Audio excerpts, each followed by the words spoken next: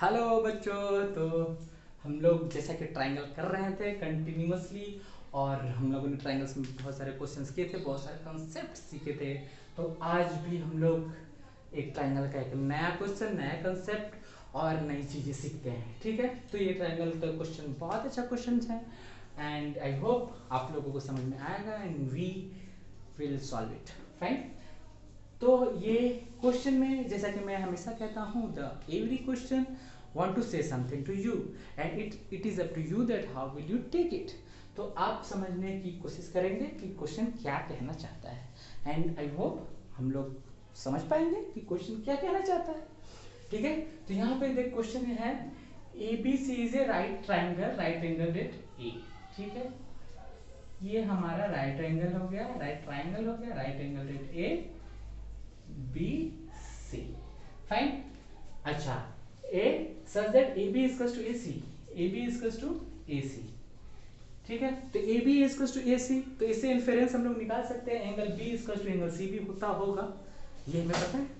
ठीक है, तो आगे हम लोग पढ़ते हैं and the bisector of angle C, bisector of angle C. अच्छा, बाइसेक्टर का मतलब क्या हो गया? बाइसेक्टर का मतलब सिंपली हो गया कि वो इसको इक्वल पार्ट्स में डिवाइड करता है। बहुत ही सिंपल सा चीज है कि ये इसको इक्वल पार्ट में डिवाइड करता है। तो कोई भी बाइसेक्टर है, यहाँ पे बाइसेक्टर लूँ तो मैं ये इक्वल पार्ट में डिवाइड करेगा, तो यहाँ से मैं एक बाइसेक्टर खींच देता हूँ और ये कहाँ, bisector of angle C intersect at the side A B at D, A B at D. Intersect मतलब वहां जाके मिल जाना। ठीक है, तो ये तो आपको पता ही होगा कि इंटरसेक्शन मतलब एक दूसरे से मिलना, तो यहाँ पे इंटरसेक्ट करेगा डी पे। ये सारी बातें आपको समझ में आई? ठीक है, तो प्रूव करना है A C plus A D equals to B C, मतलब A C plus A D equals to B C. तो ये तो भाई किधर से भी क्वेश्चन, किधर से भी एंगल, किधर से भी ट्रायंगल कुछ मिल ही नहीं रहा। ठीक है, कुछ समझ में ही नहीं आ रहा। तो इसके लिए हम लोग क्या करते हैं, यहाँ पे एक वे बनाने की कोशिश करते हैं, एक रास्ता बनाने की कोशिश करते हैं जिससे ये सॉल्व हो सके। तो यहाँ पे एक हमें अपने घर से कुछ देना होगा, कुछ इसमें मसाला वसाला डालना होगा इसको पकाने के लिए, है ना। तो क्या हम लोग इस पे कंस्ट्रक्शन करना होगा, तो ये हम लोग कंस्ट्रक्शन करते हैं डी ई। ठीक है, ये डी कर देते हैं और ये परपेंडिकुलर है बीसी, ये मेरा अपने घर से है। ठीक है, ये आप लोग का भी अपने अपने घर से होगा। ठीक है, ये क्वेश्चन का दिया हुआ नहीं है हमारे पास, ये हम लोगों ने अपने से लगाया। ठीक है, क्वेश्चन खत्म होने के बाद आप लोग अपने अपने घर इसको लेके जा सकते हैं। ऐसा नहीं है, आप लोग को यहीं रखना, यहीं छोड़ के जाना होगा। ठीक है जो भी है। तो अभी हम लोगों ने इसको घर से लगाया, तो हम लोग लिख सकते हैं दैट इज कंस्ट्रक्शन। और कंस्ट्रक्शन क्या है? Draw the line, draw the line, draw the line D which is perpendicular to, which is perpendicular to क्या, which is perpendicular to B C. ठीक है, इतनी बात हम लिख लेते हैं। अब हम लोग क्या करते हैं, अब हम लोग लेते हैं ये दो ट्रायंगल, हमें मिलता है दो ट्रायंगल। ठीक है, अब दो ट्रायंगल मिलता है, ये दोनों हम लोगों को बोलेंगे कि हम हमारे साथ क्या क्या करो, ये लोग खुद बोलेंगे, दे ऑल्सो स्पीक। ठीक है, मैं सुनूंगा, आप लोगों को बताऊंगा, आप लोग भी सुनना क्या बोल रही है। तो ये दोनों ट्रायंगल बोल रहे हैं कि भैया मेरे को एंगल ए बोल रहा है मेरे को इक्वल करो, एंगल ई बोल रहा है हम ए के इक्वल है, तो कर देते हैं इसको, इसकी भी मन्नत पूरी कर देते हैं। B A C is equals to angle D E C, both are 90 degree. बताना भी पड़ेगा, क्यों तुम्हें इक्वल कर दूं, ऐसे ही इक्वल कर दूं क्या, तुमने कहा मैं कर दूं? नहीं, वो बताएगा भी कि भैया मैं इसके लिए हमें इक्वल कर दो because we both are 90 degree. हमने भी बोला कि चलो भाई ऐस करो, कर देता हूं तुम्हें इक्वल। अभी हम लोग आगे बढ़ते हैं, आगे बढ़ते हैं। तो ये एंगल सी, ये डी सी ए और डी सी ई, ये दोनों ने भी बोला भैया हमें भी इक्वल कर दो, हमें भी साथ में रहना, कर देते हैं। हमें क्या, D C A is equal to angle D C E, D C A D C ई।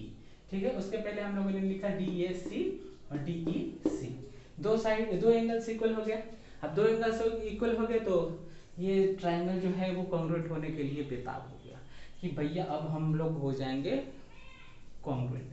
तो हम बोले कि रुको रुको रुको, एक और चीज कोई लाओ मेरे पास, तब मैं बोलूंगा कॉन्ग्रुएंट। दो एंगल तो हो गया और एक साइड ही होना चाहिए। तो साइड देखते हैं क्या कि सी डी जो है ये दोनों ट्राइंगल में कॉमन है। तो C D is to C D common. तब ये जोर जोर से ये दोनों ट्रायंगल आवाज करने लगे हैं क्या कि भैया अब तो हम लोग हो गए हैं क्या, बोलो बोलो बोलो, डीएसी और ट्रायंगल डीएसी और ट्रायंगल डीईसी, डीएसी और डीईसी ये हो गए कॉन्ग्रुएंट। चलो इन्हें हम लोगों ने कॉन्ग्रुएंट बना दिया। ठीक, अब इसका यूज हम लोग करेंगे कि क्यों इनको कॉन्ग्रुएंट बनाया है हम लोगों ने, तो इसका फायदा हमें मिलना चाहिए ना। ऐसे ही थोड़ी हम लोग बना देते हैं, किसी को मिला देते हैं, हमें भी कुछ चाहिए होता है। देखते हैं आगे क्या मिलता है। इसके आगे हम लोग और कुछ थोड़ी बहुत चीजें कर लेते हैं जिससे हम लोग क्वेश्चंस की ओर, सॉल्यूशंस की ओर एक स्टेप और आगे बढ़े।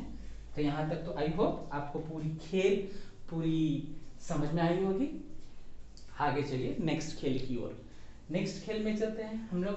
देखते हैं, देखो angle B is equal to angle C था, तो हम लोग ये पूरे ट्राइंगल को ही ले लेते हैं। ठीक है, angle A plus angle B plus angle C is equal to 180 degree. अब 180 डिग्री है तो एंगल A तो बोला भैया मैं 90 हूँ, मेरे को लिख दो 90, मैं नहीं कुछ जानता, मैं कुछ नहीं। ठीक है, लो भाई 90 हो जाओ, मेरे को क्या। एंगल B हो गया। एंगल C बोला भैया मैं B जैसा दिखता हूँ, मेरे को B लिख दो, छोड़ो हटाओ।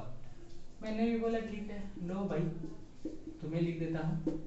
अभी 90 plus 2B is equal to 180, तो यहाँ पे angle B is equal to 45। ये बात समझ में आई होगी। 90 if it goes right side it will be 90, और ये 2B यहाँ पे 2B is equal to 2B is equal to 90, so B is equal to 45। ठीक है, ये बात आपको समझ में आती होगी, उम्मीद करता हूँ। ठीक, तो angle B is equal to 45। अब B 45 तो हो गया, अब क्या, अच्छा B 45 हो गया। अब हम लोग क्या करते हैं, इस ट्राइंगल में देख लेते हैं, ट्राइंगल DAE में। तो देखो triangle B plus angle B plus angle D plus angle E is equal to 180 degree. ठीक है, तो एंगल B कितना हो गया 45, एंगल D कितना हो गया, अरे नहीं पता भाई, हमें वही तो निकालना है। एंगल E कितना हो गया 90 is 180, so if you find the value of D, the 90 plus 45 135, if it goes right side it will be 40, it will be 135, 180 minus 135, it's a 45। ठीक है, ये बात समझ में आ गई। तो ये एंगल D भी 45 और एंगल B भी 45। ठीक है, तो जैसा कि हम जानते हैं कि दो साइड इक्वल होता है तो दो एंगल भी इक्वल होता है। तो जब दो एंगल होगा, ये लोग भी बोलेंगे भैया हमें भी दो इक्वल साइड चाहिए। ठीक है, तो हम लोग को देना होगा, ऑब्वियस बात है, देना ही पड़ेगा आपको। You don't have options, you don't have options to say that no I am not gonna give you anything, this is not option you have, so आप लोग को देना पड़ेगा। तो मतलब यहाँ पे हम लिख सकते हैं, यहाँ पे अच्छे से लिख सकते हैं क्या, यहाँ पे अच्छे से लिख सकते हैं D is equals to B।